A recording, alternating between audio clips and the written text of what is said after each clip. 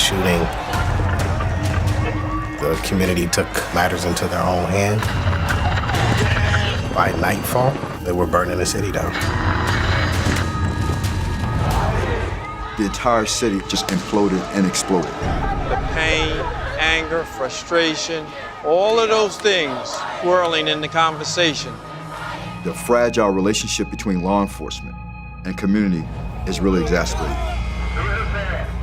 How do we maneuver and how do we get through this at the same time bring calmness and peace in our city?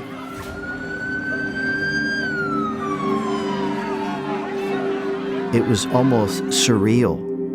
You could feel the anger, the frustration. You could cut it with a knife. The Billy Graham Rapid Response Team, they came in and they explained what their mission was, what their goal was, and how they wanted to help. When the gospel is taken into a crisis situation, people's hearts are changed. We're there to love people, to let them know that we love them because God loves them. We have opportunities to share the hope of Christ. There's no partiality. Everyone receives the same love and compassion. To watch that vehicle pull up, to watch these men and women get out and begin to minister. The same individuals that were throwing rocks at the police one night, and they started to walk into that mobile center, and they would be in there 20 and 30 minutes, and they would come out with booklets and pamphlets and Bibles. It shocked me.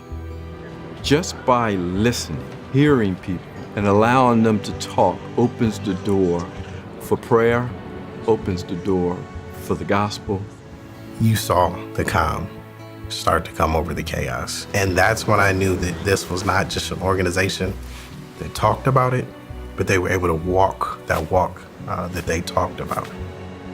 Sometimes just being there, putting a hand on the shoulder, letting them know that you genuinely care, it just goes a tremendous way. When the love of Christ is felt, the message is heard.